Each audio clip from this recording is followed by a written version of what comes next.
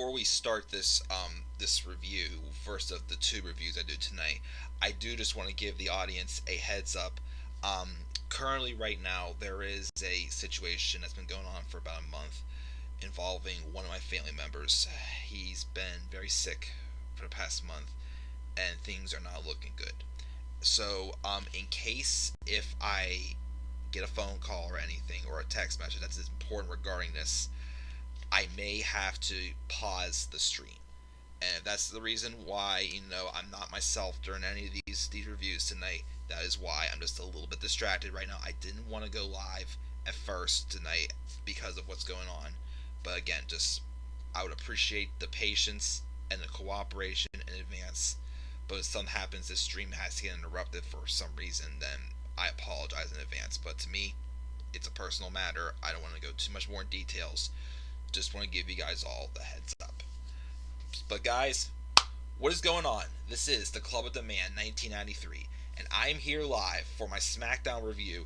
And following this, I will do my WrestleMania 36 preview and predictions. Need to make a slight tweak though to the graphics that I have for that because of the confirmed updated match for the Universal Championship tonight, which we'll talk about that briefly, as I thought the way they just revealed it was dumb, pretty much. But we'll talk about that for sure when we get to my WrestleMania 36 preview and predictions video. As far as this episode of SmackDown tonight for the go-home show for WrestleMania 36, the one night, the show too big for just one night. I didn't keep track because I was distracted by other things tonight. Thank you for your kind words, Mark. But overall, I gotta say, I thought this was definitely, and this is me saying a lot, it wasn't the greatest episode of SmackDown for sure, but sad to say that this was probably one of the better episodes of SmackDown for a while, I gotta say. But it still wasn't anything spectacular. There was definitely some stuff on this show I did not like. Some stuff I did like that was interesting. But we will get into this and talk about all this, and then following this, again, after I make that slight tweak to my graphics, I will do my WrestleMania 36 preview and predictions. And again, I still do plan on this weekend doing a couple live reactions to a couple matches. The 3 matches I definitely plan on doing, unless if like one of my other YouTube friends asked me to do live reactions with them. I will be doing a live reactions for Edge and Orton, for Ripley and Charlotte, and McIntyre and Lesnar for sure. So we'll check the live chat also. Let's see here. We understand, Mike. We're here for you. Remember when Kane tombstone the bunny? Yeah, of course I remember that. Oh, the freaking bunny with Adam Rose. That was dumb. Wonder who the hacker could be. We'll talk about that. Of course, I think it's pretty obvious who it was, in my opinion. But that's funny. JBL was funny on commentary. Unfortunately, Tyler, I hate to say this, man, but I actually disagree that I couldn't stand JBL on commentary. But if you like them again, that's your call. That's completely fine with me. So let's talk about this show. So the show opens up with Miz TV. It's all set up, but the Usos come out and make their entrance. They can't wait to be invited out here after they got blindsided last week. This ain't Ellen or Oprah or Mari. It's Friday Night Lockdown, and the Usos and the Usos with the Usos, and they're going to become the tag team champions at WrestleMania. Enter the New Day.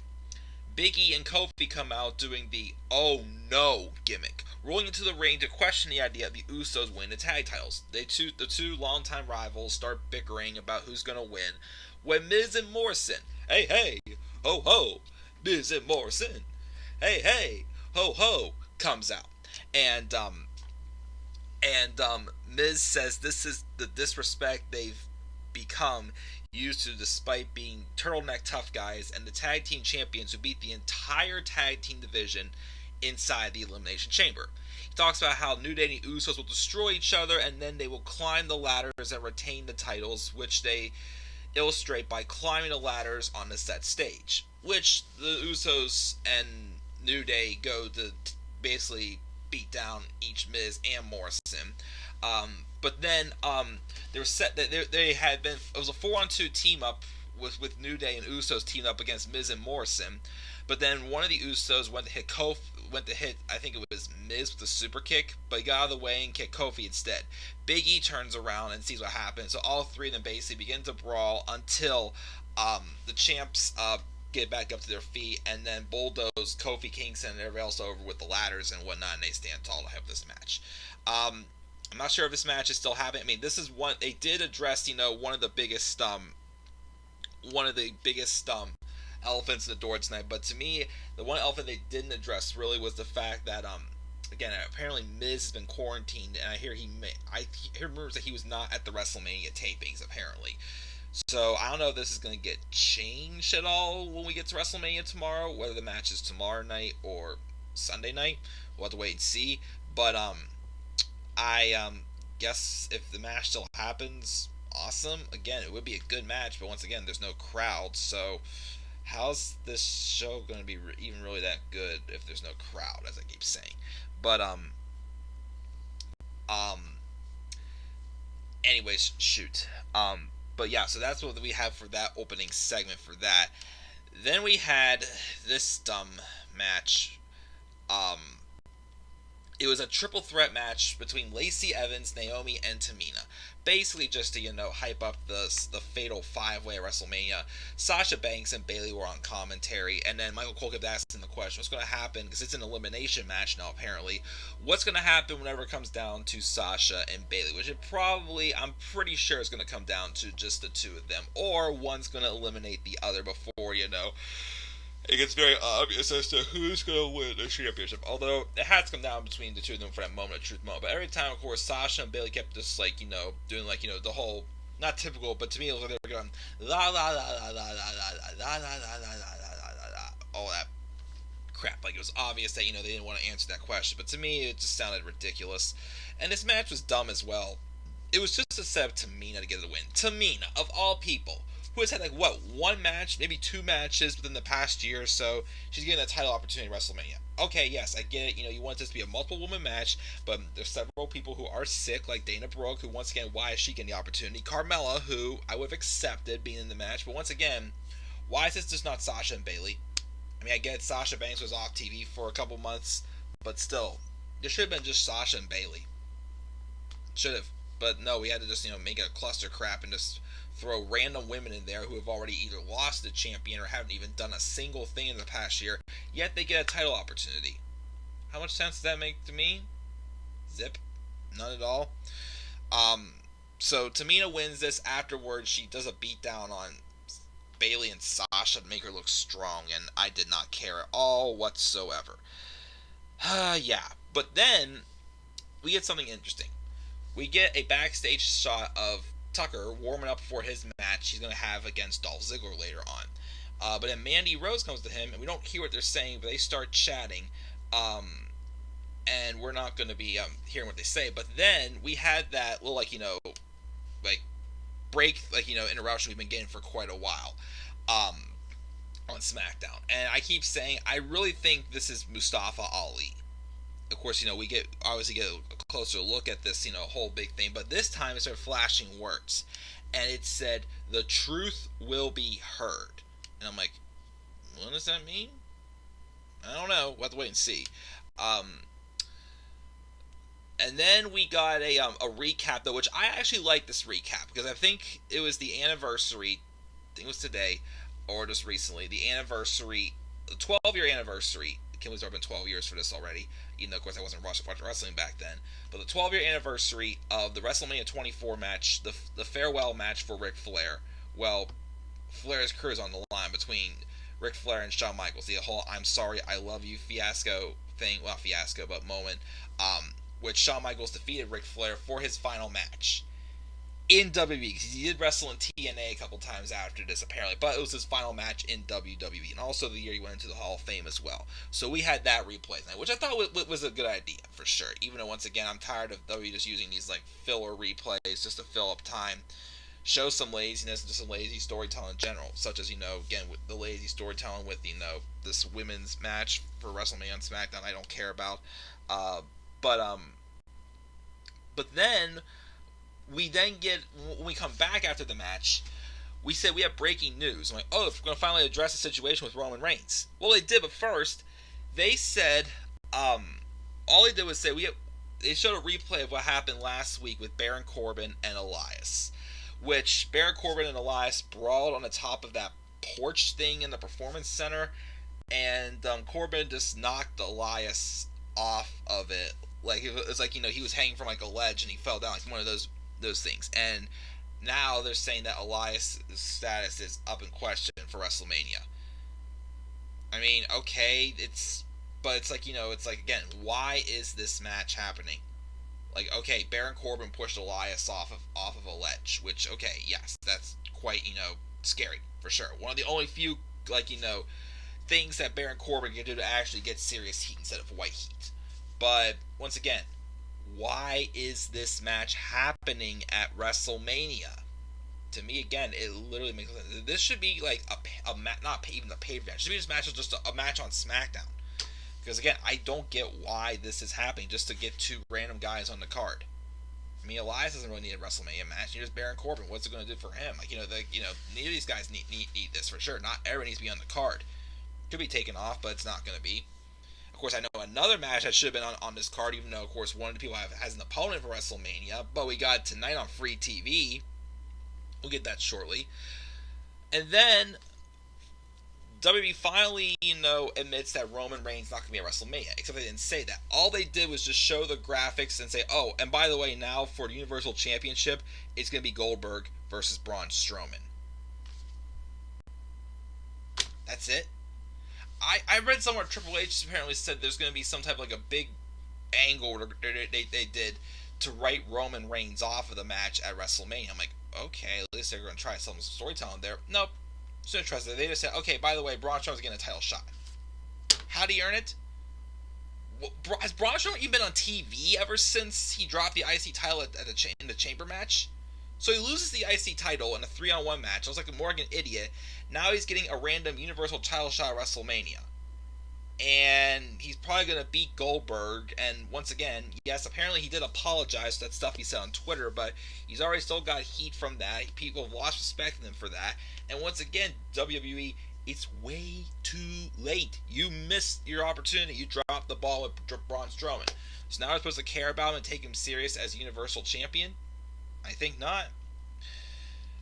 To me, again, they should have just, what they should have done, again, I know a lot of people have said this, the Last Man has said this, I'm sure a lot of my friends have said this. I'm sorry, he's not the Last Man, he's just Alex, I'm sorry. They should have just had John Cena and Bray Wyatt's match be for the number one contendership for the Universal Championship. Bray Wyatt never got his rematch. Yes, he's never even mentioned the fact that he lost the title, although John Cena did tonight. Or John Cena should be wanting to go after Goldberg for the title because, he was a chance to be a 17-time world champion. But that's not happening. We're just getting just a random match with Goldberg and Braun Strowman. I know I originally had put that down in my predictions at WrestleMania for my predicted match card for the Intercontinental Championship, which I'm like, okay, could be a way to put it over Braun Strowman. Like, no, you already getting screwed up the booking again for Braun Strowman, so I don't care. I literally do not care about this Universal title match at all. It's a throwaway match to me at this point. That's all it is. I don't care about it.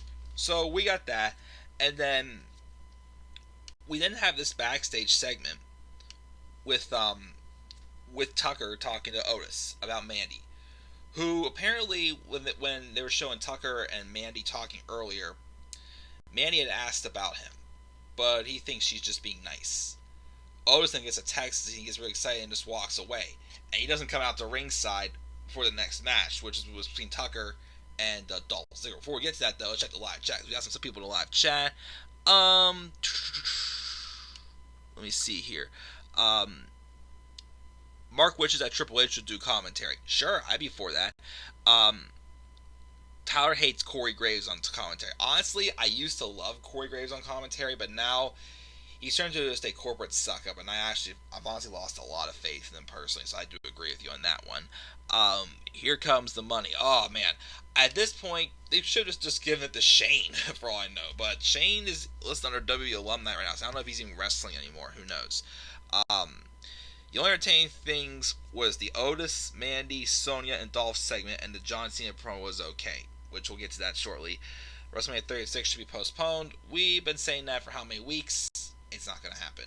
Vince McMahon will do anything he can to keep this all going, even though I still think after they do like the Raw and SmackDown after Mania, they literally just need to take a break. Because, once again, Florida's been shut down with what's going on right now. But knowing Vince, he will find some way to make everything still happen. And it's just a freaking pain in the butt to see him literally just... gosh, I don't know. But anyways, let's move back to the review. So I have a lot to get to tonight for the preview predictions. So we have a match with with Tucker and Dolph Ziggler. Match was not bad. Tucker won by disqualification after Ziggler hit a zigzag on the steps. Okay, so then Dolph grabs the steel steps, and I'm thinking those steel steps that Tucker wasn't laying on. I'm thinking, okay, why is Otis not coming out right now? I mean, I was interested to see, of course, what the text from Otis was all about. Who knows? But like, why is Otis not come out all during this match, especially whenever Ziggler hit that zigzag on Tucker and the steps? And I'm thinking, oh gosh, there's gonna be some storyline where this is where I kind of don't want to see. I don't want to see Heavy Machinery break up yet. It's way too soon for them to break up. Keep them together. If you want to give them a singles run, fine. I mean, more so Otis right now because he definitely has something going for him. I mean, Tucker's fine, of course, as well. But don't break up Heavy Machinery. It's way too soon. And I'm not for this idea of like Tucker being behind something like this. But we still had some answers revealed tonight. As before Dolph smashed Tucker with the steel steps, out comes Mandy Rose yelling for Dolph to stop. And then Sonya Deville ran out as well. But then Otis runs down, his music hits, and then basically just, scares off Ziggler. But then Ziggler's on one side of the arena. Otis and Tucky are on right by the steel steps, of course, and Tucker's still down and basically, barely conscious. But then Mandy Rose and Sonya Deville are basically on stage, like, basically, because once again, Mandy says, if you have the match, fine, just I don't want you two fighting over me. But of course, obviously, Mandy is still showing some, soft spot for Otis still. So then we also get another one of these, like, flashing, things. And again, I keep saying, I really think it's Mustapha Ali. Of course, we got to reveal it's some type of a hacker. I really think it's Mustapha Ali, because based off of this. But then it says, the truth will be heard again. But this time, and I'm thinking, at first I'm like, okay, why is this happening? Like, why are we... Because I'm still very convinced it's Mustapha Ali. Like, why is Mustapha Ali, like, showing up right now? But of course, we didn't see his face. A hacker turns around as we go back to an actual room with a computer. A dark hooded figure appears, which again I think is Mustapha Ali, on a Tron and asks if we're paying attention. The truth will be heard. And then there was footage from back on Valentine's Day almost 2 months ago. It was Mandy getting ready for her date with Otis in a very, very hot looking red dress. Although I still think her black attire she wore tonight was even higher than that. But anyways, so it plays the security cam footage. Mandy was talking about how she thinks Otis is very cute and very sweet. Sonya comes over and she says she supports her on the date and she wants all the details when she gets back. She's like, okay, awesome. Well, Mandy walks away for a second, but for some reason she left her phone on the table. Sonya then grabs her phone and sends Otis a text message, which looks like she basically, and then she deletes it. So it was revealed there that Sonya used Mandy's phone to text Otis the "I'm gonna be late" post, which convinced Otis to take his time getting ready for his date, basically. So then it was shown footage later of Sonya Deville talking to someone and making a deal with them. And then it turns out Sonya basically made a deal with Dolph Ziggler to crash the date. And she timed out perfectly by having telling Otis she's running late and having Dolph be able to get there before Otis does. So, cut back. Mandy obviously was in distress because her best friend literally had ruined a date, even though she seemed content with both Otis or Dolph, one of the two. She obviously still showing the soft spot for Otis. And seeing that made her feel even more bad for breaking Otis's heart as she storms away, and Mandy goes chasing. And I'm getting them mixed up. Sonya goes chasing after Mandy, which we see at backstage afterwards. Mandy just ignores Sonya and just walks even farther away. Big swerve for sure, which I kind of expect. Because after this, that's when Otis finally just eyes up Dolph and just storms over to Dolph, and Dolph tries to run away, but then Otis just pounced on him on the ramp, but then Dolph still manages to run away. Of course, because of this reveal, it's kind of changing my thoughts for their match on over the weekend between Otis and Dolph, which we'll get to that in my WrestleMania predictions after this. But wow. So some people did kind of expect this to happen. I think this was the original plan. I think originally the plan was either for this to be the headline storyline for the Andre the Giant Memorial Battle Royale, or I keep hearing rumors of like a mixed tag match with the Heavy Machinery and Mandy Rose taking on Rude and Ziggler and Sonya Deville. Now, of course, the thing is though, I'm very intrigued to see where to go with this. Why did Sonya Deville, break? Why was she the one to text Otis that Mandy was running late to throw off the date and swerve Ziggler in there? Honestly, I'm gonna say this right now, because I feel bad that she was pissed about it because WWE just threw it in there for no reason and it went nowhere with it. I'm kind of hoping that it's kind of like a lesbian lover angle. I'm saying that because one, Mandy Rose Sonya has pitched that idea, and of course with Sonya being a real life lesbian, I do think her and Mandy can pull it off. Well, even though they were kind of teasing something like a lesbian romance between them last year, again, not every single women's wrestler I feel could pull that off. I don't think they could. When they teased something about that with Sasha and Bayley in 2018, I'm like, no. That doesn't fit them. This does fit for Mandy and Sonya. I think it fits very well for sure. Again, one because of the real life demographic for Sonya Deville for sure, but plus two, I think Sonya deserves to give it a shot. Again, I'm not the biggest Sonya Deville fan in the world, which I also I've mentioned for a while. I'm 2 days older than her exactly. I'm September 22nd, 1993. She's September 24th, 1993. But I'll give it credit. I think her and Mandy have gotten better. They're still not amazing, but they've gotten better, and they've been able to increase their credibility. So I do kind of hope that's the direction they go. If it's just, I just didn't think Otis was good enough for Mandy. To me, that's okay, but it's just a little flat. It's just make it a little more interesting. Spice up a little. Again, put the lesbian angle in there. Give Sonya's idea a chance, and, it makes things a little more spicy for sure, I gotta say. So, I hope that's kind of the direction they do go with this, as revealing the reason as to why Sonya did this. So that's what I'm going to say about that.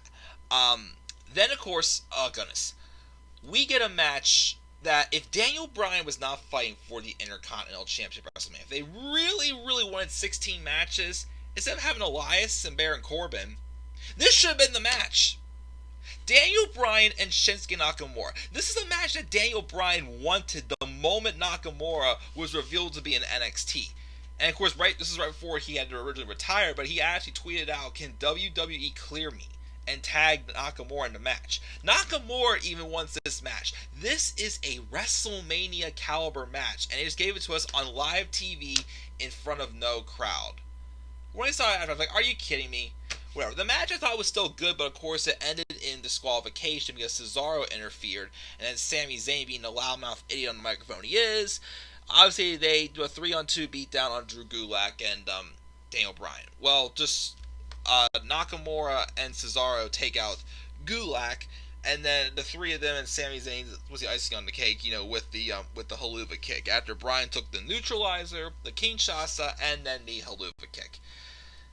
Trust me, if Sami Zayn was booked a lot better and it was also actually wrestling matches, I actually would be a lot more excited for this match with him and Bryan. I thought it would be a very, very great match for sure.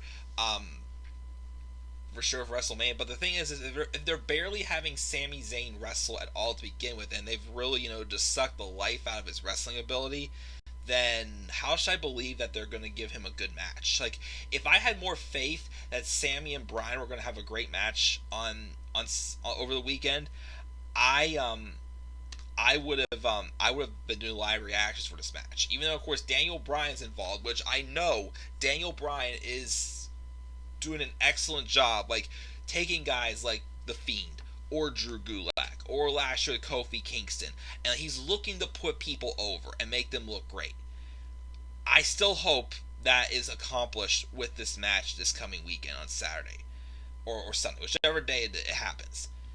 But again, I just don't know if I have the faith in WWE at this point to be able to make Sami Zayn look good in a match, because again, he's not had a match in like God knows how long.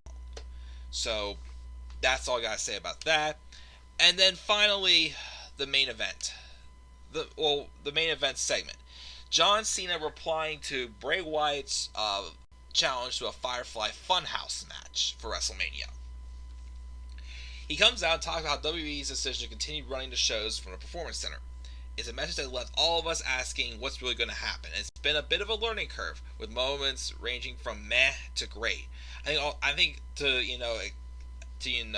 put a bigger statement on it. I think more so from to whatever. Basically, it's been for the most part. But he thanks us for navigating the situation, and that brings us to the final broadcast before an unprecedented WrestleMania. All of us are asking what's really going to happen tomorrow night. He thinks tomorrow night will be the most viewed and most talked about WrestleMania broadcast, because the first time that ever, no one really knows what's going to happen. Somewhat true that, but I still don't think it's going to be the most viewed WrestleMania of all time. That was a little bit of an overhype there, I thought. He's been challenged to a Firefly Funhouse match, and he hasn't been able to get anyone to tell him what that really is. Which has me concerned, because of course I don't want to give away too much before my WrestleMania prediction, but I'm hoping it's not exactly like the House of Horrors matches with Wyatt and Orton. That, unfortunately, was not that great. He doesn't even think Bray Wyatt knows what this is, but he thinks The Fiend is what The Fiend wants. The Fiend loves uncertainty, because uncertainty leads to fear, which leads to panic, which leads to collapse. The Fiend has dominated the WWE landscape with uncertainty, fear, and panic, and here we are on the eve of WrestleMania, and all of us staring into the uncertainty, asking what happens next. Which, of course, a lot of us are thinking right now what's going on right now. He's here to tell us what happens next. He will not panic, and he sure as hell is not afraid. He will squash Bray Wyatt and finish what he started 6 years ago. Bray isn't on the level below him, and anyone who knows who he is and what he's capable of knows that a poor man's version of a bootleg Mr. Rogers doesn't stand a chance. And is he supposed to be afraid of a man that dresses like an oversexed child of Wiz Khalifa and the WB Frog? He was ready to step aside and invest in the future, but The Fiend made his challenge, and to make matters worse, he's trying to get every advantage, and he's still going to get his ass kicked. And what's going to happen, as far as Bray Wyatt's ridiculous WrestleMania challenge, he accepts. Rambling Rabbit and all the other, Firefly Funhouse characters start appearing around the ring, kind of a creepy way. Rambling Rabbit says he's excited because after The Fiend's done with him, Cena's going to play with them forever, which sounded weird. All the other characters appear in the crowd, chanting forever before the sound drowns out, and Rambling Rabbit says that The Fiend is here. The lights go out, and I'm thinking, oh boy, he's going to actually attack Cena right now. Get a little bit of a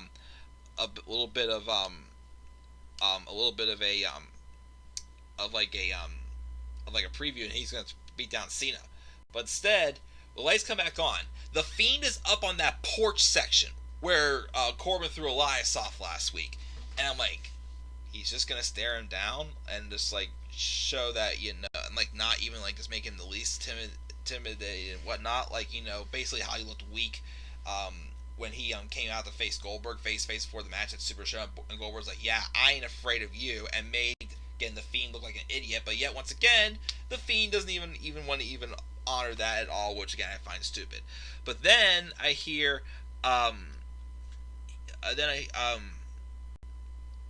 Cena and The Fiend were staring down at each other.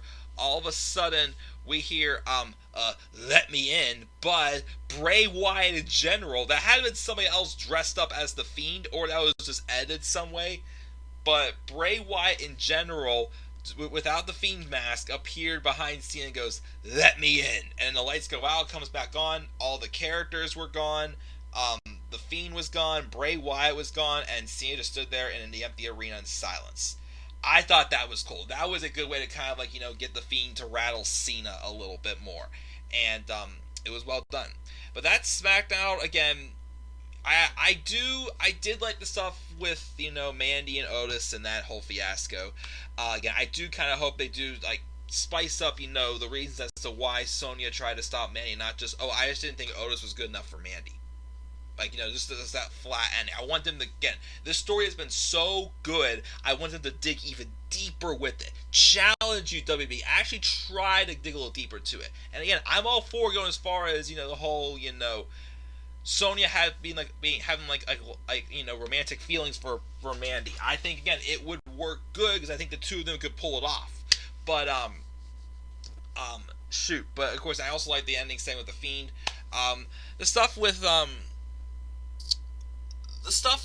Miz TV wasn't too bad. I did like the fact that, even though I hate these filler stuff, I did like the replay for how they replayed Flair and HBK as was something different. But of course, the triple threat match I didn't care for at all, and how they revealed that Braun Strowman was going to be in that title match. Nakamura and Bryan was a great match, but again, I just don't have the faith that WWE is going to actually allow Sami Zayn and Daniel Bryan to put in a good match at WrestleMania this weekend. But I'll be courteous and give SmackDown a B-. There's still some stuff I like, but it wasn't the best show in the world, of course, as always. Let's check the live chat, and again, I will go live again in a few more minutes to do my WrestleMania pre-predictions. I just gotta, fix one of the graphics really quick. So, let me see here. Shane should be on commentary. It doesn't feel like Mania. What pop is Drew going to get if there is no crowd? Once again, I'll get to my predictions when we get to that. He was talking about Shane putting Braun's spot in a match with Sami in that Falls Count Anywhere match on Raw. Oh yeah, from yesterday. Yes, Sami has Enzo go away. He unfortunately does. Yes, I missed the old Sami Zayn as well. Mark, what's up with the Hurricane line? I don't know what we're talking about that. But alright, so guys, I will cut the stream right here again. I will go live in a few minutes again to do my WrestleMania 36 predictions. Again, just make sure to stay patient with me, guys. Again, I am kind of waiting for an update on one or two things right now that's kind of super important to me. So again, just hang tight there, guys. Again, things have just been very nuts on my end with the coronavirus and some stuff personally going on with me right now. I just don't want to discuss it publicly here on the internet, unfortunately.